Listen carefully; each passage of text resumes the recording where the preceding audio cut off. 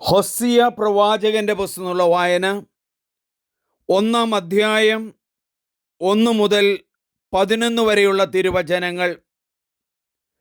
ഹോസിയായുടെ മക്കൾ Uzziah, യോദോം, Ahaz, Hezekiah എന്നിവർ യൂദായുടെയും യഹോവാഷിൻ്റെ മകൻ ജെറൊബോവാം ഇസ്രായേലിൻ്റെയും രാജാക്കന്മാരായിരുന്ന കാലത്ത് ബേരിയുടെ മകൻ ഹോസിയായ്ക്ക് കർത്താവിൻ്റെ അരുളപ്പാടുണ്ടായി. ഹോസിയ വഴി കർത്താവ് നൽകിയ സന്ദേശത്തിൻ്റെ തുടക്കം അവിടുന്ന് അരുളി ചെയ്തു: നീ പോയി ഒരു വേശ്യയായെ വിവാഹം ചെയ്ത് അവളിൽ നിന്ന് മക്കളെ നേടുക. കാരണം ദേശം കർത്താവിനെ പരിത്യജിച്ചു വേശ്യാവൃത്തിയിൽ മുഴുകിയിരിക്കുന്നു. അവൻ പോയി ദിബ്ലായാമിൻ്റെ പുത്രിയായ ഗോമാറിനെ പരിഗ്രഹിച്ചു. അവൾ ഗർഭം ധരിച്ച് ഒരു പുത്രനെ പ്രസവിച്ചു. കർത്താവ് ഹോസിയായോട് പറഞ്ഞു, അവന് ജസ്രേൽ എന്ന് പേരിടുക. കാരണം ജസ്രേലിനെ രക്തച്ചൊരിച്ചിലിന് യേഹുവിൻ്റെ കുടുംബത്തെ താമസമെന്നിയെ ഞാൻ ശിക്ഷിക്കും. ഇസ്രായേൽ ഭവനത്തിൻ്റെ രാജ്യത്വം ഞാൻ അവസാനിപ്പിക്കും. അന്ന് ജസ്രേൽ താഴ്വരയിൽ വച്ച് ഇസ്രായേലിൻ്റെ വില്ല് ഞാൻ ഒടിക്കും. അവൾ വീണ്ടും ഗർഭം ധരിച്ച് ഒരു പുത്രിയെ പ്രസവിച്ചു. കർത്താവ് ഹോസിയായോട് അരുളി ചെയ്തു, നീ അവൾക്ക് കരുണ ലഭിക്കാത്തവൾ എന്ന് പേരിടുക. കാരണം ഞാൻ ഇസ്രായേൽ ഭവനത്തോട് ഇനി കരുണ കാണിക്കുകയോ അവരുടെ തെറ്റുകൾ ക്ഷമിക്കുകയോ ഇല്ല. എന്നാൽ യൂദാ ഗോത്രത്തോട് ഞാൻ കരുണ കാണിക്കും. വില്ലോ വാളോ യുദ്ധമോ കുതിരപ്പട്ടാളമോ അല്ല, അവരുടെ ദൈവമായ കർത്താവ് തന്നെ അവരെ രക്ഷിക്കും.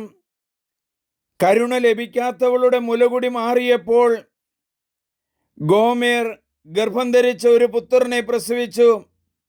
കർത്താവ് അരുളി ചെയ്തു, അവന് എൻ്റെ ജനമല്ല എന്ന് പേരിടുക. കാരണം നിങ്ങൾ എൻ്റെ ജനമല്ല, ഞാൻ നിങ്ങളുടെ ദൈവവുമല്ല. എങ്കിലും ഇസ്രായേൽ ജനം കടൽ തീരത്തെ മണൽത്തരി പോലെ അപരിമേയവും അസംഖ്യാതീതവുമാകും. നിങ്ങൾ എൻ്റെ ജനമല്ല എന്ന് പറഞ്ഞതിന് പകരം ജീവിക്കുന്ന ദൈവത്തിൻ്റെ പുത്രർ എന്ന് അവരെപ്പറ്റി പറയപ്പെടും. യൂദായിലെയും ഇസ്രായേലിലെയും ജനം ഒന്നിച്ചു ചേരും. അവർ തങ്ങൾക്കായി ഒരു തലവനെ നിയമിക്കും. അവർ ദേശത്ത് പടർന്ന് ഐശ്വര്യം പ്രഖ്യാപിക്കും. ജസ്രേലിൻ്റെ ദിനം മഹത്വപൂർണമായിരിക്കും. നമുക്ക് പ്രാർത്ഥിക്കാം. ഇസ്രായേൽ ജനതയെ രക്ഷിക്കുവാനായിട്ട് വ്യത്യസ്തങ്ങളായ രീതികൾ അവലംബിക്കുന്ന യഹോവേ, അങ്ങയുടെ തിരുമുമ്പിൽ ഞങ്ങൾ ശിരസ് നമിക്കുന്നു. ഹോസിയ പ്രവാചകനോട് പോയി ഒരു വേശ്യയെ വിവാഹം ചെയ്യുവാനായിട്ട് അങ്ങ് ആവശ്യപ്പെട്ടു. നമുക്ക് പ്രാർത്ഥിക്കാം.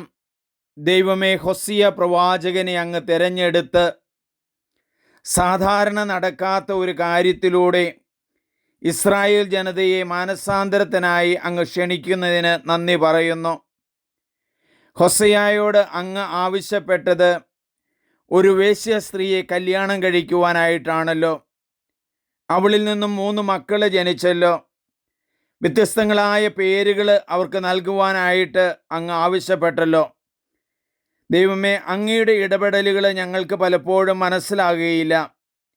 എങ്കിലും അങ്ങ് ഞങ്ങളിലൂടെ പ്രവർത്തിക്കുന്നുണ്ട് എന്ന് ഞങ്ങൾ മനസ്സിലാക്കുന്നു. ഒരിക്കലും ഇസ്രായേൽ ജനതയെ അങ്ങ് ഉപേക്ഷിച്ചിട്ടില്ലല്ലോ. അങ്ങ് അരുൾ ചെയ്തല്ലോ, ഇസ്രായേൽ ജനം കടൽ തീരത്തെ മണൽത്തരി പോലെ അസംഖ്യമായി തീരുമെന്ന്.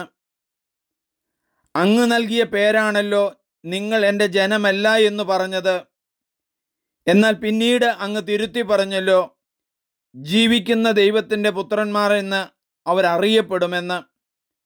ദൈവമേ, അങ്ങയുടെ പ്ലാനിലേക്കും പദ്ധതിയിലേക്കും ഞങ്ങളെ തന്നെ സമർപ്പിക്കുന്നു. അങ്ങയുടെ കൃപകളാലും അനുഗ്രഹങ്ങളാലും നിറയ്ക്കണമേ.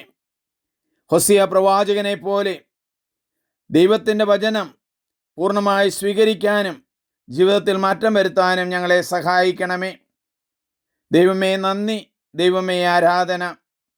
സ്നേഹമുള്ളവരെ, ഈ വചനഭാഗം നിങ്ങൾ മറ്റുള്ളവർക്ക് ഷെയർ ചെയ്യണം, സബ്സ്ക്രൈബ് ചെയ്യണം. എൻ്റെ പേര് സണ്ണി പുൽപ്പറമ്പിൽ. ദൈവം സമൃദ്ധമായി നിങ്ങളെ അനുഗ്രഹിക്കട്ടെ.